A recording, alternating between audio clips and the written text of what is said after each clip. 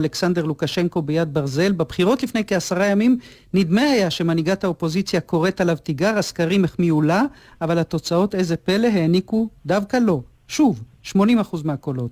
מאז בלרוס בוערת, מאות אלפים יצאו לרחובות, הרודן נחוש למעוך את המחאה, 7,000 כבר הושלחו למעצר. סבטלנה טיכנובסקיה עצמה, מועמדת האופוזיציה, הוברחה לליטא, ואנחנו עם אחד הקולות הצלולים באופוזיציה, שהיה בעבר מועמד לנשיאות, איש המפלגה הליברלית שמרנית, ירוסלב, רומנצ'וק. Hello, thank you for joining us. Good morning from Minsk. A very good morning for you. If Alexander Lukashenko acts upon his threats, can he crush the protest? He tried to do that after the 6th of August when the election day, and he did not manage to do that.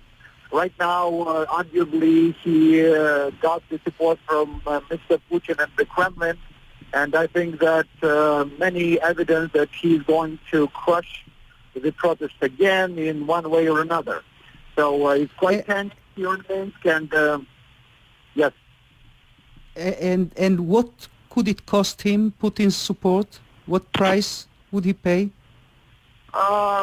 That's exactly the question we are all asking, because for the last year, Lukashenko destroyed Putin's plan to be re-elected through the Union State. And if now Lukashenko is in desperation, he refused to talk to his own people. Instead, he appeals to the Kremlin and gets its support, then the price could be very considerable and unacceptable for most of Belarusians. And because the sovereignty of the country is at stake. Yeah, I'll just translate what you just said. אני שואלת את ירוסלב רומנצ'וק, האם יכול להיות שלוקשנקו יצליח למעוך את המחאה? הוא אומר, הוא בהחלט מנסה לעשות את זה. יש ראיות לזה שהוא מתכוון להחמיר אפילו את הצעדים. העזרה שהוא מבקש וכנראה יקבל מפוטין עלולה לעלות לו בייאושו, אומר רומנצ'וק. אלכסנדר לוקשנקו עלול לוותר גם על הריבונות של בלרוס. Still he is, Mr. Romanchuk, still Lukashenko is the last dictator in Europe, as they call him. How far do you think he can take it to make sure that he stays in power? The thing is that he's not the last one. I think that he's rivaling with Putin to get his status. And he's been around for 26 years, and for the first time, he's facing the coalition of civil society, political opposition, and workers. Because everybody's sick and tired of him, and after atrocities and tortures in Belarusian prisons, there is no moral ground for him to stay in power, and everybody understands it.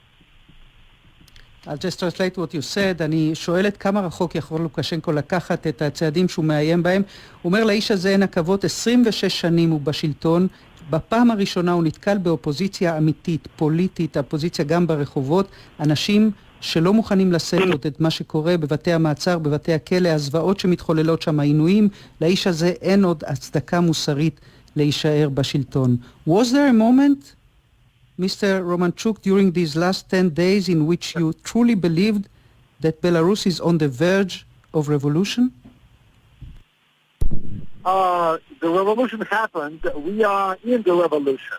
The overwhelming majority of the population don't want to see Lukashenko in power. The two things that he delivered, 80% of the vote allegedly to support him, is a fraud. Another thing that thousands of people tortured in Belarusian prisons. It's absolutely unacceptable by any standard. So the revolution is there, but we are not sure about the outcome of the revolution. It can be stifled, it can deliver with victory. It's still an open question. It depends on many factors, and some of them are not in our country. And what is the thing that frightens you most of all? The risk is definitely the Russia's involvement, support, and first we should see more decisive determination of Svetlana Tikhanovskaya's team, because she, what her claims are very valid and legitimate. We need to have free and fair elections to solve this political crisis. Even if Russia gets involved, it will not disappear. People will never give up to a foreign power or to the dictator. Mr. Yaroslav Romanchuk, straight from Minsk, Belarus. Thank you so much, and we send you all the best from here, from Tel Aviv. Thank you so much.